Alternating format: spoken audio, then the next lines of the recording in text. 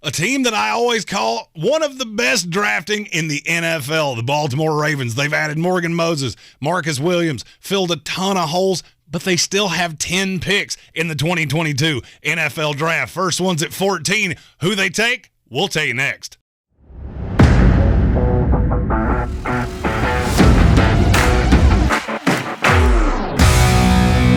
The Baltimore Ravens did make one of the best signings in free agency this offseason with the Marcus Williams deal. How will Eric DeCosta and company add to it in the NFL Draft? This is the post-free agency mock draft here for the Baltimore Ravens.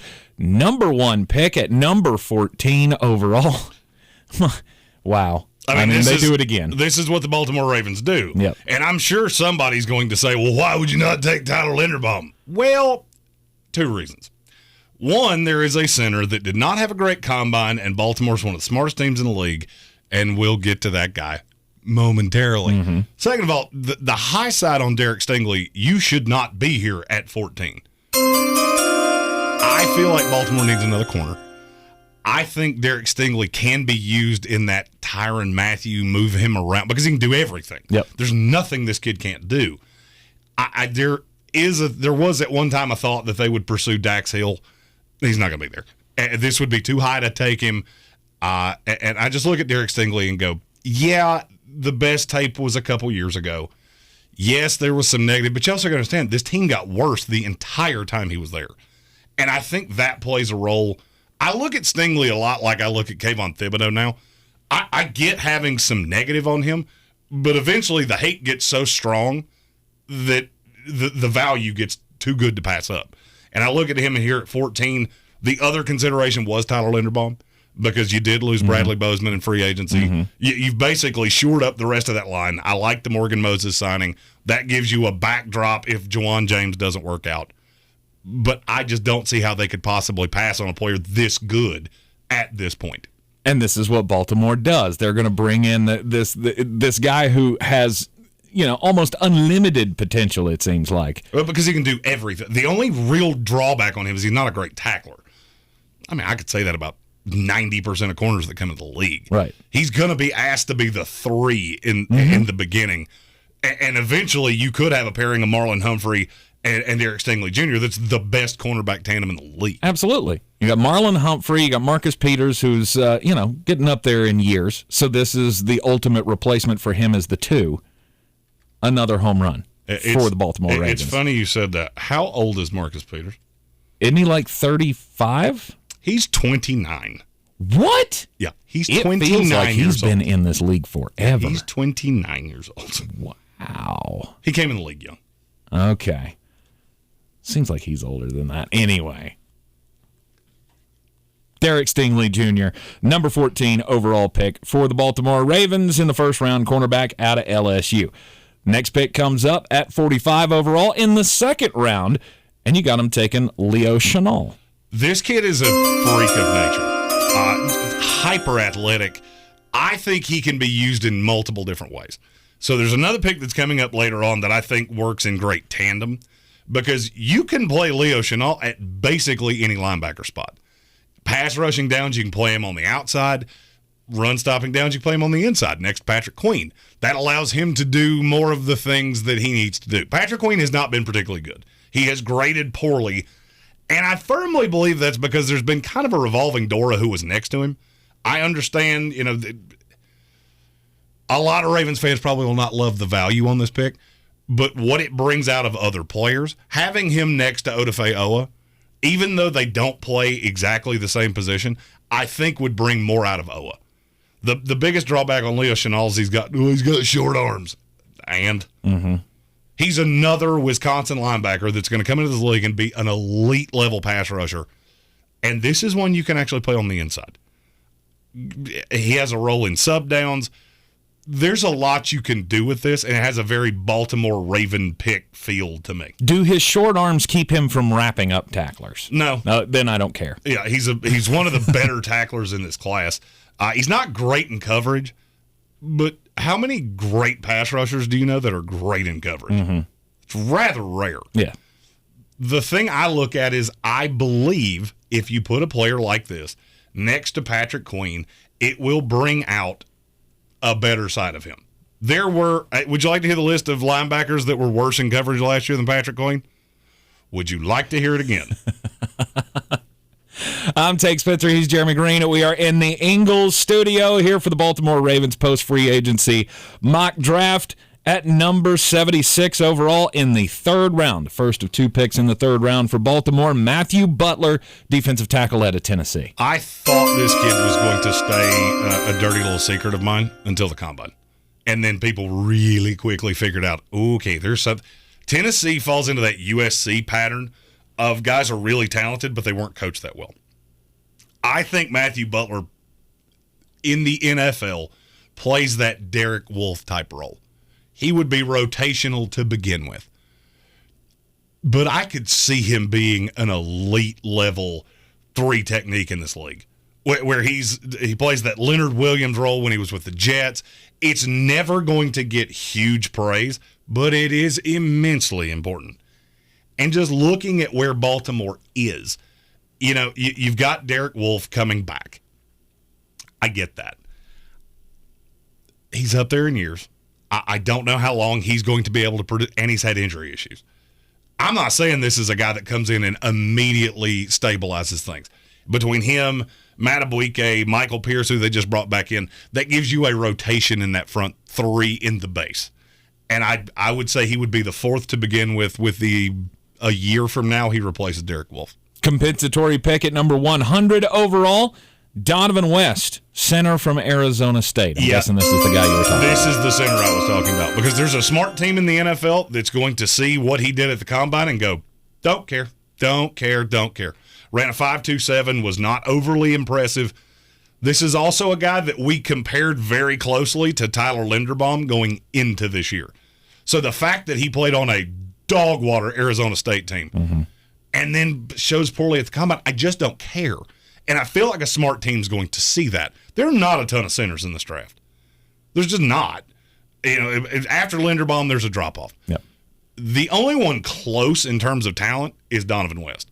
I think there was a coaching issue. I do believe he could come in and start right away with what Baltimore's done on that offensive line. You might take him in the spot where I had them taking Matthew Butler. If you switch those 2 picks, I wouldn't be upset by it. I might be a little higher on Matthew Butler than other people are. I'm definitely higher on Donovan West. People are just losing their shit about a combine performance. I don't care. He's 6'4", 300 pounds. All the tape on him. Does he do anything at an elite level? No. But you put him in between Kevin Zeitler and Ronnie Stanley and Morgan Moses. That's a lot of vet guys. Even Patrick McCarry that has a role on this offensive line. You could even start McCarry with the intention of Donovan West sliding in there halfway through the season, in a year, whatever the case may be. I think he can play right away. People just losing their mind over a combine workout. And you know what smart teams do? They prey on that. Yep. Because this kid should not be here with the 100th pick in this draft. He is, and Baltimore strikes me as the kind of team that would take advantage of that. Baltimore has 5 picks in the 4th round, including 2. Because of course they do. Yeah, 2 compensatories. 110 overall, getting an edge rusher out of Penn State, Jesse Luketa. And he's not as much an edge rusher as you think. I feel like the Senior Bowl has swayed what the public thinks about him. He's an inside linebacker. This is the player I was talking about pairing with Leo Chenal, because he's better in coverage and he's better against the run. He's not the pass rusher that people think he is. You have to understand, look how many good players have come out of Penn State in the last 2 years. It kind of hides the fact that this kid doesn't do anything super well as a pass rusher. Now, what he can do, come in and slide right beside Patrick Queen, and now you've got Owa, Chenal, Luketa, Queen. That's a linebacking core that is terrifying. And they pair with each other well because none of them do the same exact thing. Owa is the no doubt downhill pass rusher. Yep. Raw as hell, athletic marvel. Leo Chenal just does everything well. Luketa's very good against the run. And Patrick Queen's the rangy one. The thing about Luketa, he ran very slow. A 4.89 is slow for what he does. But then I watch him on tape and he doesn't play that slow. I feel like people look at him and go, oh, we're getting an elite edge rusher. No, you're not. You're getting an inside linebacker in a 3-4. He fits perfect in Baltimore. Before he ran, I thought somebody was going to overdraft him in the second round. He ran that slow, falls into Baltimore's lap, because of course he does. At 119 overall in the fourth round, you got Romeo Doubs, wide receiver out of Nevada. There are a lot of people like this kid better than I do. And look, I'm not trying to slight him. He could not block me. And that makes me nervous because he is a 6'2", 205, big-framed receiver. You would think he would be better at that. Played in a really gimmicky system at Nevada, too. Now, that being said, the good is really good. He's a ridiculous athlete. Mm-hmm. If you were sculpting a receiver out of granite, he would look like Romeo Doubs because he's not too tall that he plays angular and comes off high and gets pushed out by press covers. That's not a problem. I could honestly see him having a Deebo Samuel type career because I don't know exactly how you're going to get him the ball.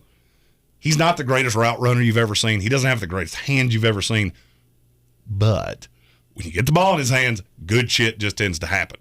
And this is what slot guys in the NFL are turning into. The days of the Cole Beasley, Jamison Crowder, they're just a sure-handed little slot receiver. That shit's going the way of the dinosaur and the dodo bird. This is the modern slot.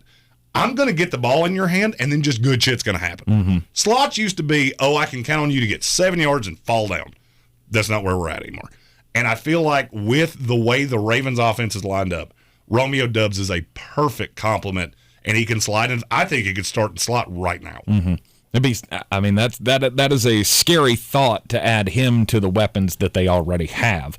With the downfield threat of Hollywood Brown, you throw in Rashad Bateman, who can do everything, and then you got those backs, and you got that mobile quarterback. That could be scary. The thing that scares me is I'm not 100% sure how you're going to get him the ball. You're going to have to manufacture touches. This is like De'Ami Brown last year coming out of Carolina. Yep. I'm not sure he can run more than 5 routes. The route tree is weird. It's not an NFL route tree. But I can't really teach you to be as good with the ball in your hand as he is. And like you said, you pair him with Rashad Bateman and Hollywood Brown and Mark Andrews. Now you can just be the fourth weapon. Mm-hmm. That in 3 wide sets, it's really difficult for me to put too much attention to you. At number 128 in the fourth round, Nick Cross, safety out of Maryland. Yeah, he was one of the guys that blew the combine up because he ran a 4.34. And I look at him at this point, he is way more athlete than he is football player because he doesn't do anything really, really well. However, I have seen Mike McDonald. I want to call him Mike McDougal for some reason, and I have no idea why. I've seen him do this with Dax Hill, where you take just the hyper-athletic safety that can do a little bit of everything, but is not great at anything, and round him into just a weapon. This could be what you were looking for with Tyrann Mathieu, because he doesn't have any bad habits, because he doesn't have many habits. The best thing he does is be ridiculously athletic. There's a track guy in high school. I don't remember the exact number, but I think his 60-meter dash was like 7 seconds or something like that in high school. Freak athlete, can play in the slot, can do a lot of things. Not real natural in coverage, but I think that can come in time. First of 2 compensatory picks in the fourth round for the Baltimore Ravens, the 2022 post-free agency mock draft here in the Sportsocracy. Check us out at thesportsocracy.com. Kalen Barnes, cornerback out of Baylor, who set everybody on fire with his speed at the combine. Yeah, here's another guy that's more athlete than he is football player. To a point. The good of Kalen Barnes, he should have gone in day 2. But then there's the bad. And the bad is very simple. He has used his speed his entire life because it's all he does well. He's not great in coverage. And he does this, and I'm going to explain this the best way I can because I haven't seen many corners do this in my life. He will literally slack off a receiver, let them beat him, and then catch up because that's how that's his ball hawk mentality. He doesn't play the ball particularly well. It worked a lot, but when it didn't work, it looked terrible. Right. Of a 4-4 receiver just burned you like toast that you got drunk and forgot about. You're not going to be able to do that in the NFL. There are not a lot of places that I love Kalen Barnes. I think the coaching he would get in Baltimore, this is not a guy that's really going to contribute in year one, probably not even year two. But I think he can be an elite gunner on your special teams. And I think 2 years from now, this could be one of those third corner finds that's just hyper athletic, was coached up, and you got the best out of him. All right, their final pick in the fourth round, compensatory pick at 141. The Baltimore Ravens get Brian Robinson Jr., the running back out of Alabama, to go with what they already have in J.K. Dobbins and Gus Edwards. And Justice Hill and Tyson Williams. I'm not trying to slide anybody. The one thing that Brian Robinson, does, he's in kind of that Gus Edwards mold of he can be between the guards, between the tackles, 3 yards in a cloud of dust. I feel like he fits very well in Baltimore. He doesn't do anything crazy well. And this running back class, I'm not going to lie to you, is not overly impressive to me. I go Breece Hall, Isaiah Spiller, Kenneth Walker, and then it drops off a cliff. Mm-hmm. But I look at Brian Robinson and go, you didn't log that many carries in college. I think there's still a lot of tread on these tires. And I think he can come in and contribute right away. This is a safety pick.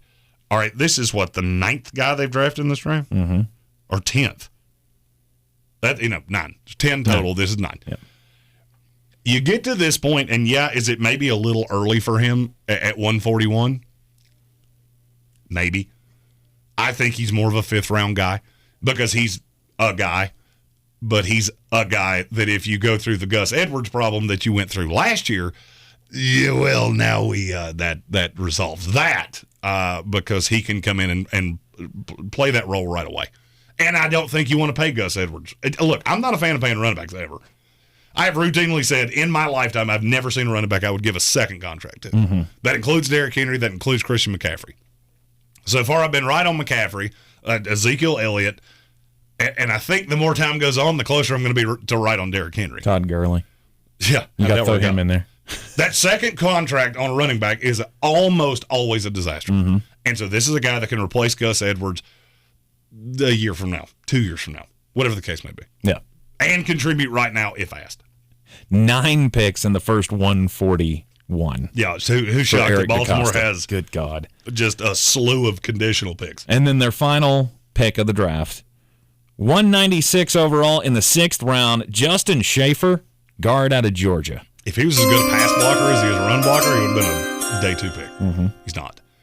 Which tells me you're going to go into a very specific kind of offense, and it's this kind of offense. Look, I'm not telling you he's going to be a starter right away. I don't think he's better than Ben Cleveland, for example, who they took last year. But he could be in time. The raw on this kid is tremendous.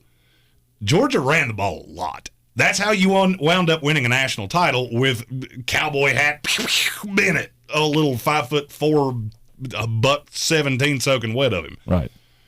He's never really been asked to block at a high-level NFL rate. Now, that being said, what I've seen of him is very good. I just haven't seen a lot of it. I haven't seen a lot of the high side. He played a considerable amount in college, but he wasn't asked to do a lot. It was, hey, spring James Cook. Hey, spring Zamir White. Where would that be serviceable immediately in the NFL with Lamar Jackson and J.K. Dobbins? And he would be the 3rd or 4th guard. But this is what Baltimore does. They're the best value-based drafting team in the league. This was the best player on the board, and it fills a back-of-the-roster need. Hell of a haul in the post-free agency mock draft for Eric DeCosta and company. And you can expect them to do that. And look, there's a reason that I wax poetic about this is the only team in the NFL I would work in their front office for free just to learn their ways. Mm-hmm. It's a really smart team. There's a reason they've been good for the better part of 20 years. And you can expect it may not be these 10 players, but it's going to be a haul. If you agree with these picks, if you don't agree with these picks, leave a comment in the comments. We go through and answer those every day. If there's a player you would like to know how they fit with the Ravens, feel free to comment that, and I answer all of those myself. I'm Tank Spencer. He's Jeremy Greene. We're always in the Ingles studio. We will see you next time.